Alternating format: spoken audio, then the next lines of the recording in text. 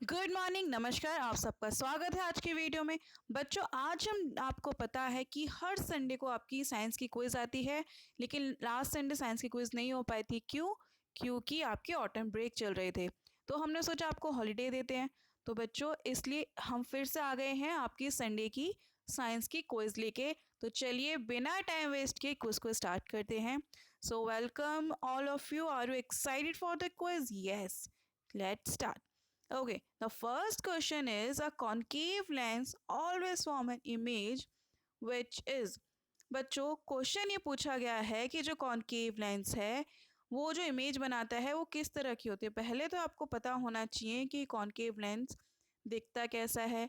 फिर ये है कि जब इससे रे लाइट पास होगी तो जो इमेज फॉर्म होगी तो वो कैसी होगी, रियल होगी, इरेक्ट होगी, वर्चुअल इरेक्ट होगी, रियल इन्वर्टेड। इन्वर्टेड मतलब उल्टी, virtual means behind the mirror लेकिन उल्टी। सो बच्चों, जब भी कॉनकेव मिरर से वो कॉनकेव मिरर कोई इमेज बनाता है तो it is always virtual and erect, that is behind the mirror, behind the lens, and it is erect. Erect means straight. So the concave lens always form a virtual, erect and diminished image as we can observe in the ray diagram which is provided. Okay, concave lens spread out lights are then refracted through it. तो बच्चों, जो concave lens होता है वो कैसे बनता है? देखिए, ये कॉन्केव लेंस है, यहाँ से जो भी रे आएगी वो क्या हो जाएगी, रिफ्रैक्टेड हो जाएगी। और if we talk about the concave convex lens, यहाँ से जो भी रे जाएगी then it will focus to a point. तो ये क्या होता है, डाइवर्जेंट होता है, ये होता है convergent. The next question is okay, उसके अलावा जो कॉन्केव लेंस होता है it is also use to correct the myopia. जो आपको देखने में प्रॉब्लम होती है, आपको पता है, एक होती है दूर की आँख, मतलब दूर का नहीं देख सकते या पास का नहीं देख सकते, तो मायोपिया को ठीक करने के लिए कॉन्केव लेंस यूज़ किया जाता है। नेक्स्ट क्वेश्चन है बच्चों आपका, a vitamin requires cobalt for its activity. The vitamin is, कौन सा विटामिन होता है जो कि उसको काम करने के लिए कोबाल्ट चाहिए होता है? तो बच्चों, कौन सा है वो? वैसे आंसर क्या है इसका, vitamin B12. Vitamin B12 requires cobalt for its activity. Then third question is, one of the constituents of tear gas. So what is tear gas? Tear gas as its name suggest means वो gas अगर वो release out होती है then you start crying. Okay, आपके आंसू आना शुरू हो जाएंगे। जैसे वो प्याज में होता है ना कि प्याज आप काटते हो तो प्याज काटने के बाद आपकी आंखों में से शुरू आ जाते हैं, तो इसी तरीके से गैस होती है जिसको वो नाम है टीयर गैस। तो टीयर गैस का कौन सा कॉन्स्टिट्यूएंट है? इथेन है, इथेनॉल, ईथर या क्लोरोपाइक्रीन। सो बच्चों, आंसर है क्लोरोपिक्रीन। जो टीयर गैस है उसको लैक्रीमेटर भी कहते हैं। Any of a group of substances that irritates the mucous membrane of the eyes, causing a stinging sensations and tears. The two most commonly used tear gases are chloroacetophenone, जिसको CN भी कहते हैं, या फिर ओ क्लोरोबेंजाइल डाइमिल नाइट्राइल। तो बच्चों, ये थी वो गैसेस। एंड उसके बाद हम नेक्स्ट क्वेश्चन देखते हैं, the propagation of sound waves in a gas involves. Means जो साउंड वेव्स होती हैं जब वो प्रोपोगेट करती हैं, मीन्स एक जगह से दूसरी जगह इस तरह से जाती हैं गैसेस मीडियम में, तो व्हाट उसको क्या चाहिए होता? A adiabatic compression and refraction, isothermal compression and rarefaction, isochronic compression and rarefaction और आइसोबारिक कंप्रेशन और रेयरफ्रैक्शन। तो बच्चों, आंसर है एडियाबैटिक कंप्रेशन एंड रेयरफ्रैक्शन। बच्चों, जब प्रोपोगेट करती है जो वेव्स होते हैं they can be reflected, refracted और attenuated by the medium. Sound is transmitted through the gases, plasma and liquid as longitudinal waves are called as compression waves. बच्चों, next है, N atomic clock is based on transition is. जो atomic clock है वो किसके ऊपर होता है, किस में ट्रांजिशंस होते हैं? सोडियम, सीजियम, मैग्नीशियम और एल्यूमिनियम। तो बच्चों, आंसर है आपका सीजियम। जो एटॉमिक क्लॉक होता है क्या है? एटॉमिक क्लॉक है बच्चों, एक क्लॉक होती है, it is a device that uses an electronic transmission frequency in the microwave, optical or UV region of the electromagnetic spectrum of atoms as a frequency standard for its time-keeping element.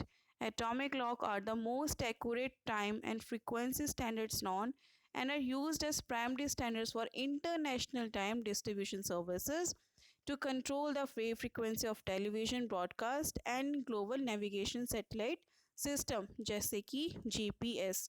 Okay, then move on to next question. Plasma membrane eukaryotic cell is made up of, जो plasma membrane है eukaryotic cell में वो किस चीज़ का बना होता है बच्चों? फॉस्फोलिपिड, लिपोप्रोटीन, फॉस्फोप्रोटीन और फॉस्फोलिपोप्रोटीन. तो आंसर इज फॉस्फोलिपिड. जो यूकैरियोटिक सेल है आपको पता होना चाहिए यूकैरियोटिक एंड प्रोकैरियोटिक में क्या डिफरेंस है. We are talking about eukaryotic cell. जो यूकैरियोटिक सेल है they have a surrounding plasma membrane which is also name as cell membrane. The plasma membrane is made of the phospholipid bilayer. तो बच्चों phospholipid bilayer का मतलब क्या है? जैसे कि इस तरह से मेम्ब्रेन हुई, यहाँ पे लेयर होती है और यहाँ पे, तो यहाँ पे एक तरह से इस तरह से ये लेयर होती है, तो उस चीज़ को बाइलेयर कहा जाता है. Okay, then seventh question is which of the following is also known as the power plants of the cell या फिर power house of the cell किसे कहा जाता है? सबको ही आंसर आता होगा. It is very easy. So the answer is mitochondria. जो mitochondria it is known as the power plants of the cell because they produce energy in the form of ATP. Okay, the next question is what is the chemical name of vinegar? जो vinegar है उसका chemical name क्या है? Citric acid, acetic acid, pyruvic acid और malic acid. So answer is acetic acid. Acetic acid बच्चों it इसको ethanoic acid भी कहा जाता है. और विनेगर मीन्स सिरका. It is liquid colourless compound जिसका केमिकल फॉर्मूला है CH3COOH. Okay, so this is the chemical formula. और जब उसको डाइल्यूट किया जाता है तो उसको कई बार ग्लेशियल एसिटिक एसिड भी कहा जाता है. Then next question is which of the following is not a property of heavy matter? जो हैवी मैटर है वो कौन से इनमें से प्रॉपर्टी शो नहीं करता? Boiling point of heavy water is lower than that of ordinary water. Density of heavy water is higher than of ordinary water. Freezing point of heavy water is higher than that of ordinary and it produces corrosion. तो आपको इसमें से false statement बतानी है कि कौन सी property वो show नहीं करता. तो बच्चों आंसर है जो बॉइलिंग वाटर पॉइंट है हैवी वाटर का वो कम होता है. ठीक है. Okay, the question which of the is not a, generally क्या होता है जो बॉइलिंग पॉइंट है हैवी वाटर का वो क्या होता है? कम होता है than that of ordinary water. Then next question is which of the following process is energy released? इनमें से कौन से ऐसे प्रोसेस है जिसमें एनर्जी रिलीज होगी? फोटोसिंथेसिस, रेस्पिरेशन, इंजेशन या फिर एब्जॉर्प्शन. तो आंसर इज रेस्पिरेशन. फिजियोलॉजी में बच्चों जो रेस्पिरेशन होता है it is a movement of gases, movement of oxygen from the outside environment to the inside cell और tissues and the transport of carbon dioxide in a positive direction because it is very energy involving process, so energy is consumed during this process.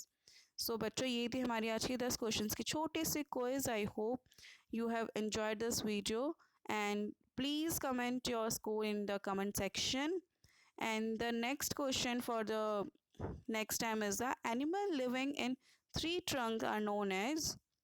And जो आपको last time question पूछा था in which part of the body digestion of protein starts? So the answer is mechanical digestion of protein begins in the mouth and continues in the stomach and small intestine. Chemical digestion of proteins begins in the mouth, in the stomach and कहाँ पे start होता है? Small intestine. बच्चों सबसे पहले तो mechanical digestion हुआ, आपने खाना खाना स्टार्ट किया, च्यूई करोगे तो वहीं पे प्रोटीन का डाइजेशन स्टार्ट हो जाएगा आपके माउथ में, फिर उसके बाद वो स्टमक में जाएगा, देन स्मॉल इंटेस्टाइन में. तो जो केमिकल डाइजेशन है वो प्रोटीन का स्टमक में स्टार्ट होता है और कहाँ पे ख़त्म होता है? स्मॉल इंटेस्टाइन में. So here is the quiz, end of quiz. I hope you like this video, and don't forget to subscribe this channel and like this video and share this video with your friends. Thank you so much for watching this.